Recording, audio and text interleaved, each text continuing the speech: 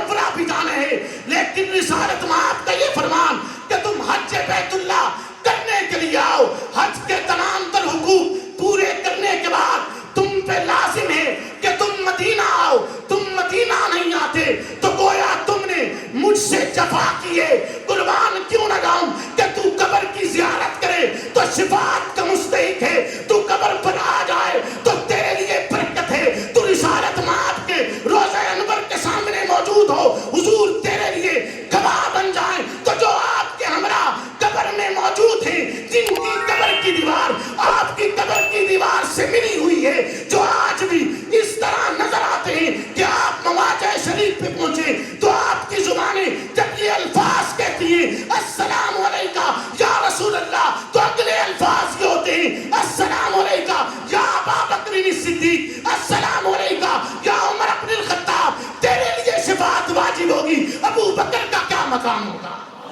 سرے میدان کرتے رہیں گے ابو بکر خلیفہ بلا فصل ہے، ابو بکر خلیفہ بلا فصل ہے. اور ہر ایک وفد جو ابو بکر کی خلافت کا انکار کرے گا اس کا ایمان نہیں ہے، وہ کافر ہے، زندیق ہے، مرتد ہے. ابو بکر کو رب نے وہ مقام عطا کی ہے، وہ منزل عطا کی ہے جس کے انکار کبھی کفر سے. حضور نے یہ بھی فرمایا کہ جس نے میری زیارت کی، اور راوی یہ کہتے ہیں کہ آپ نے یہ بھی فرمایا کہ جس نے میری قبر کی زیارت کی میں اس کے لیے گواہ ہو جاؤں. آپ کی یہ تمام تر احادیث مبارکہ اس بات کا احاطہ کیوں ہے کہ رسالت مآب کی زیارت یا آپ کی قبر مقدسہ کی زیارت مسلمان کے لیے اجر و ثواب، برکت اور رحمت کا ذریعہ ہے، اور نتیجہ کار اس کے لیے شفاعت کا ذریعہ ہے. امام زرقانی نے شفاعت کی تشریح کرتے ہوئے اس کے مختلف مراحل بتلائے.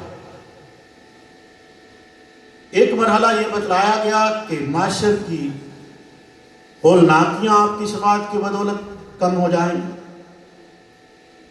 آپ کی شفاعت کی بدولت حساب و کتاب جلدی شروع ہو جائے گا، آپ کی شفاعت کی بدولت بغیر حساب و کتاب کے جنت میں جائیں گے لوگ، آپ کی شفاعت کی بدولت جنت میں نعمتوں کا اضافہ ہوگا، آپ کی شفاعت کی بدولت جنت میں درجات بلند ہوں گے، آپ کی شفاعت کی بدولت رب کریم کا دیدار نصیب ہوگا. اور رب کریم کا وہ دیدار جس کا ایک لمحہ، جس لمحے میں وہ نصیب ہوگا، وہ لمحہ 800 سال کا ہے. اور اس 800 سال میں جو افراد خالق کا دیدار کر رہے ہوں گے ان کی پلک نہیں جھپکے گی، ان کے ہاتھ حرکت نہیں کریں. یہ آپ کی شفاعت کی بدولت حاصل ہوگی. اور آپ کی شفاعت نصیب ہوتی ہے، اس کا ایک ذریعہ یہ بھی بتلایا گیا کہ آپ کی قبر مبارک کی زیارت کی یا آپ کی زیارت کی، تو حضور فرماتے ہیں کہ مجھ پہ واجب ہوگا کہ میں اس کی شفاعت کروں. یعنی آپ کی شفاعت کی بدولت نصیب بدلے گا. تو گویا معنی یہ ہوا کہ آپ کی زیارت کی بدولت نصیب بدل جائے.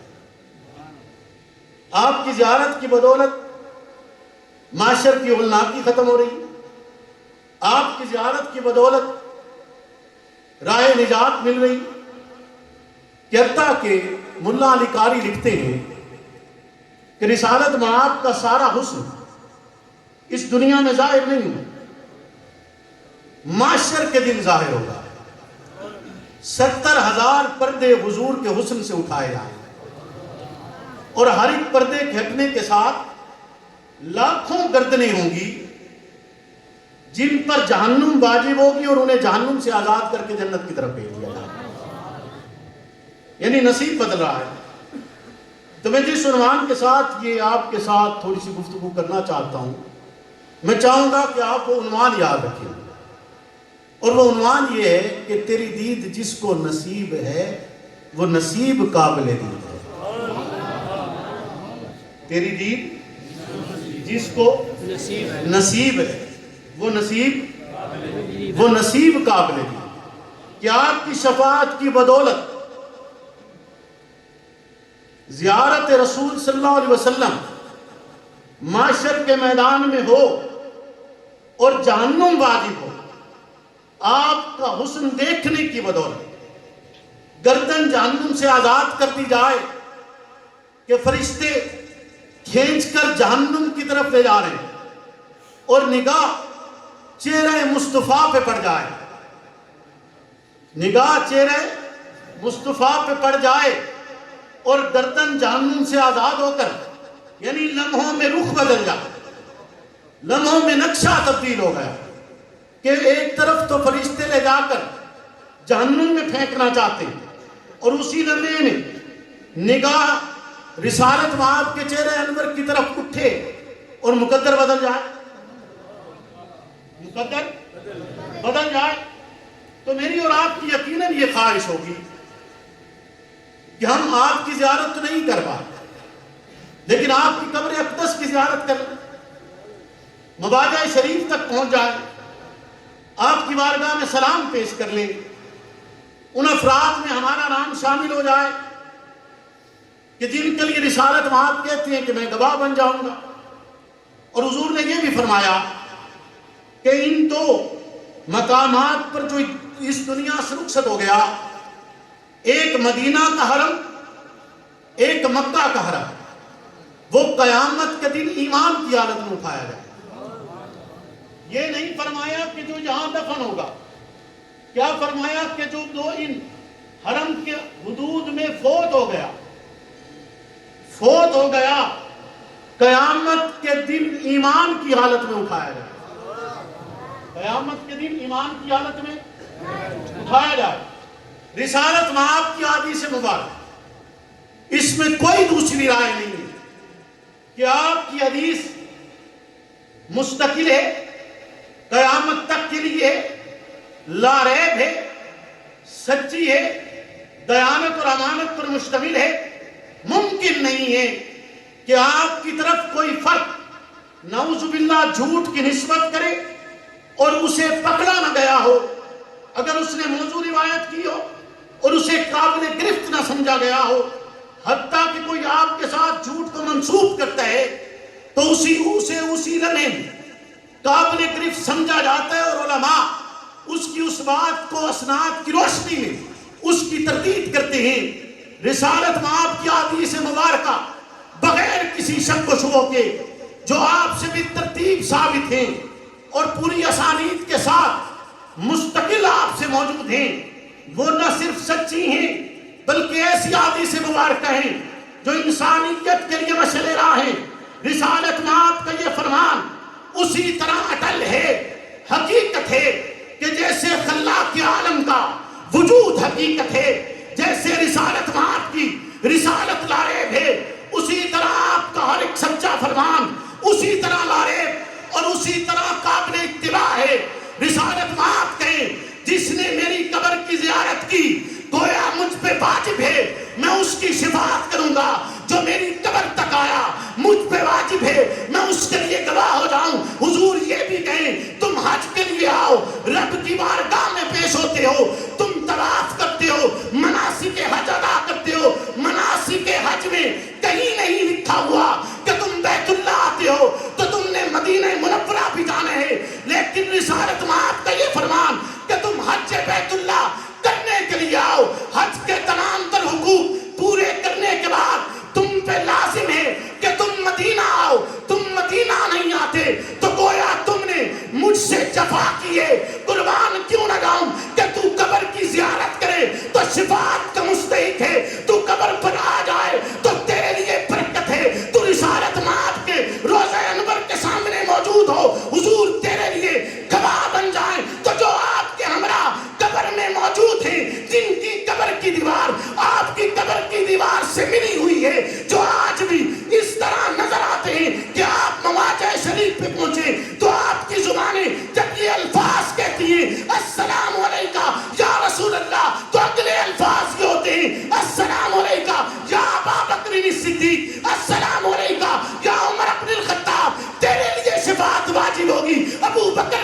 मकाम होगा।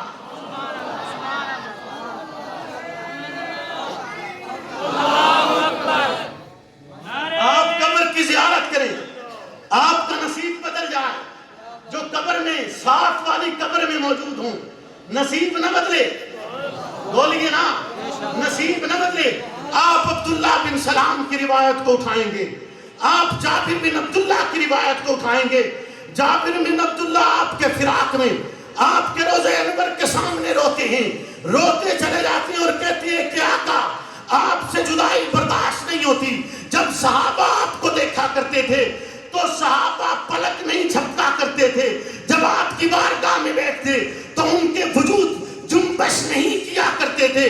जब वो आपके पास बैठा करते तो उससे एहतराम को जमाना अपने लफ्जों के साथ बयान कर ही नहीं सकते। अब्दुल्ला बिन सलाम कहते, मैंने आपके चेहरे अनवर को देखा, देखते हुए जुबान ये पुकार उठी कि यही चेहरा है जिसे सदाकत ज़ेब देती है, यही चेहरा है जिसे अमानत ज़ेब देती है। आपके अल्फाज कहती हैं मुझे इस तरह असबर हो गए कि आप कह रहे थे सलाम फैलाया करो, आप कह रहे थे सदका किया करो, आप कह रहे थे खैर बांटा करो। अब्दुल्ला बिन सलाम रिसालत के चेहरे को देखे, रिवायात बयान करे। अबू हुरैरा आपके चेहरे अनवर की जियारत करते हैं तो जियारत करते हुए ये अल्फाज अदा करते, मैंने चांद को भी देखा, मैंने चेहरे मुस्तफा को भी देखा, और देखते हुए ये अल्फाज अदा किए कि उसमें खूबसूरती का वजूद नहीं है। जहां मोहम्मद मौजूद हो वहां कायनात की कोई भी शय आपसे बढ़कर आला और मिसाली नहीं हो सकती। नसीब बदलते हुए देख। अबू हुरैरा कहते, मैं जब भी रिसालत बात के चेहरे अनवर की जियारत करता हूँ सवाल पैदा होते हैं, आका की बारगाह में सवाल करता हूँ, उम्मत के लिए इल्म इकट्ठा करता हूँ और उलूम इकट्ठे करके फिर उन तक पहुंचाता हूँ, हुजूर से सवालात लेता हूँ और फिर उम्मत तक उसके जवाबात पहुंचाता हूँ। रिसालत में आपकी बारगाह में बैठा हुआ हर एक फर्द जिसने आका के चेहरे की जियारत की है, इस तरह मिसाली बने, इस तरह आला बने, इस तरह बेहतरीन बने कि उसे उम्मत का हादी और रहबर कहा गया, उसे उम्मत के लिए पेशवा कहा गया। हत्ता कि उलमा जब रिवायात बयान करती, रिवायात की तस्दीक करती, रावी की तशरीह करती, रावी की तशरीह करते हुए हर एक रावी को देखा जाते, परखा जाते, उसका सच और झूठ देखा जाता है, उसका नसब देखा जाता है, उसके हालात देखे जाते हैं, उसका किरदार देखा जाता है, उसको इस हर एक बात पर, हर एक जमाने के बेहतरीन उसूल पर परखा जाता है। लेकिन जब बात इस जुमले पर पहुंचती है और उस रावी तक पहुंचती है, सिवाय उसके कोई और मुहद्दिस ऐसा नहीं कर सकता, सिवाय उसके कोई और फकीह ऐसा नहीं कर सकता। जब अल्फाज इस बात पर पहुंचते काला समेत रसूलुल्लाह तो सब जुबानें खामोश हो जाती हैं कि जब ये अल्फाज कहे जा रहे हैं तो ये अल्फाज कहने वाला भी बेहतरीन है, ये अल्फाज कहने वाला भी ऐसा फर्द है जिसका मुकद्दर इस कायनात का सबसे बेहतरीन मुकद्दर है, जिसे सोबत रसूल अता हुई है, जिसे दीदारे मुस्तफा अता हुआ है, जिसे सोबत मोहम्मद रसूलुल्लाह मिली है, जिसने आका के चेहरे को देख कर ये अल्फाज कहे थे कि आप ही अल्लाह के रसूल हैं।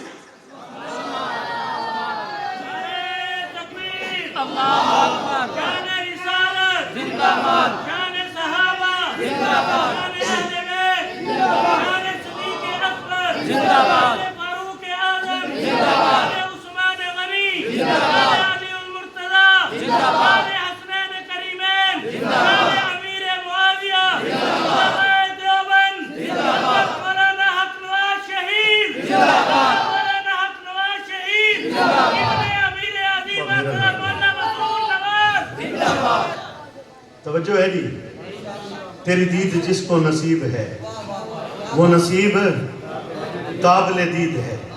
मैंने एक मंजर बयान करना है, ये बहुत लंबी चौड़ी गुफ्तगू, लेकिन मैंने ये जो सारी गुफ्तगू की है एक मंजर बयान करने के लिए की। एक ऐसा मंजर कि जिसमें निगाहें चेहरे मुस्तफ़ा पे पड़ी, निगाहें चेहरे मुस्तफ़ा पे पड़ी, और सहाबा कहते हैं हमने इससे पहले आपका चेहरा इतना पुरमुसरत नहीं देखा, इससे पहले इतनी खुशी कभी नहीं देखी, इससे पहले इतनी खुशी कभी नहीं देखी जितनी उस लम्हे में आपके चेहरे अनवर पर देखी, जितनी उस लम्हे में, और सहाबा ने उसके बाद भी नहीं देखी। اس کے بعد بھی وہ خوشی نہیں دیکھی، ایک ہی مرتبہ دیکھی۔ اتنی خوشی صحابہ کہتے ہیں ہم نے ایک ہی مرتبہ دیکھی، اس سے قبل نہیں دیکھی، اس سے قبل نہیں دیکھی، اور میرا دعویٰ ہے اس کے بعد بھی نہیں دیکھی۔ وہ دعوے کی وجہ بھی بیان کروں گا، ایسے نہیں کہہ رہا۔ اس سے قبل صحابہ نے اتنی خوشی آپ کے چہرے انور پر نہیں دیکھی۔ منظر کیا ہے؟ منظر جس پہ آپ اتنے خوش ہوئے، وہ منظر کیا تھا؟ وہ منظر یاد رکھیں گے؟ بولے نا، جس سے حضور خوش ہو جائیں، کیا وہ منظر یاد نہیں رکھنا چاہیے؟ بولے نا۔ اور وہ منظر صرف یاد رکھنے کے لیے ہوگا یا عقیدہ بن جائے گا؟ جی، اور وہ عقیدہ بن گیا۔ حضور نے کہا نہیں، حضور نے ذکر نہیں کیا، لیکن وہ عقیدہ بن گیا۔ عقیدہ بھی وہ، آپ مسکرائیں، خوش ہوئے، لیکن بنا کیا؟ عقیدہ کیا بنا؟ عقیدہ۔ صحابہ کہتے ہیں ہم نے اس سے پہلے اتنی خوشی کبھی نہیں دیکھی۔ منظر کیا تھا؟ توجہ ہے آپ کی پوری؟ پکی بات ہے؟ ہاتھ کھڑا کر کے بتائیں آپ کی توجہ ہے؟ کیا بات؟ یاد بھی رکھیں گے؟ منظر ہے ایک نماز کا۔ منظر کیا ہے؟ نماز کا۔ صحابہ نماز پڑھ رہے ہیں، صحابہ نماز پڑھ رہے ہیں، ابو بکر مصلی پہ موجود ہے۔ ابو بکر امام ہے، صحابہ مقتدی ہیں۔ ابو بکر امام ہے، صحابہ مقتدی ہیں۔ رسالت مآب حجرہ شریفہ کے دروازے پہ کھڑے، آپ حجرہ شریفہ کے دروازے پہ کھڑے ہیں۔ صحابہ کی نگاہیں بے ساختہ، چونکہ 3 دن سے آپ کی زیارت نہیں ہو پائی تھی، تڑپ اتنی تھی کہ اس تڑپ میں بے ساختہ نگاہ اٹھ گئی، اور رسالت مآب کے چہرے انور پر پڑی۔ حضرت بلال کہتے ہیں مبادا ہماری نمازیں ٹوٹ جاتی، اس استغراق کی بدولت، اس توجہ کی بدولت مبادا ہماری نمازیں ٹوٹ جاتی کہ ایک فرد نے قدم پیچھے اٹھایا، ایک فرد نے قدم پیچھے اٹھایا کہ اگر وہ قدم آگے بڑھاتا ہے تب بھی صحابہ نماز پڑھتے ہیں، وہ قدم پیچھے ہٹاتا ہے تو صحابہ کی نماز بچتی ہے۔ نہیں سمجھا میری بات؟ قدم آگے بڑھائے تو صحابہ کو نماز پڑھاتا ہے، قدم پیچھے ہٹاتا ہے تو صحابہ کی نماز بچاتا ہے۔ کہا کہ اگر وہ قدم پیچھے نہ ہٹاتے ہماری نمازیں ٹوٹ جاتی۔ رسالت مآب نے اشارہ فرمایا کہ نہیں، کھڑے رہو، جہاں کھڑے ہو وہیں کھڑے رہو، اسی مصلی پر کھڑے رہو، انہیں اسی طرح نماز پڑھاتے رہو۔ حضرت بلال کہتے ہیں ہم نے آپ کے چہرے پر جیسی مسرت اس دن دیکھی ویسے اس سے قبل نہیں دیکھی، ویسے اس سے قبل آپ کو اتنا خوش ہم نے اس سے قبل نہیں دیکھا تھا جیسا ہم نے اس دن دیکھا ہے کہ ابو بکر مصلی رسول پہ ہے، علی ابتدا میں ہے، ابو بکر مصلی رسول پہ ہے، عثمان بن عفان پیچھے صف میں موجود ہے، ابو بکر مصلی رسول پہ ہے، عمر بن الخطاب آپ کی ابتدا میں نماز پڑھ رہا ہے۔ کہتے ہم نے ویسی خوشی اس سے قبل نہیں دیکھی، یعنی آپ کی مسرت یہ بتلا رہی تھی کہ میں خوش ہو کر اس دنیا سے رخصت ہو رہا ہوں کہ جس مقصد پہ تمہیں کھڑا کیا تھا تم وہیں پر کھڑے ہو، تمہارا مقتدی ابو بکر بنایا، تم ابو بکر کے پیچھے کھڑے نمازیں پڑھ رہے ہو۔ اس مسرت کے ساتھ رسالت مآب اس دنیا سے رخصت ہو گئے۔ یہ آپ کے چہرے انور پر دیکھی جانے والی آخری خوشی تھی، دیکھی جانے والی آخری مسرت تھی کہ رسالت مآب مسکرا رہے ہیں، ابو بکر نماز پڑھ رہا ہے اور پیچھے صف میں کھڑے ہوں کا مقدر بدل رہا ہے، حالات بدل رہے ہیں، تقدیر بدل رہی ہے۔ کہا کیوں نہ جائے کہ تیری دید جس کو نصیب ہے وہ نصیب قابل دید ہے۔ ساری امت کے لیے عقیدہ بن گیا ابو بکر کا یہ فعل اور یہ منظرنامہ اس بات کی عکاسی کرتے ہیں کہ ابو بکر یہ جس کی ابتدا میں رسالت مآب نے اس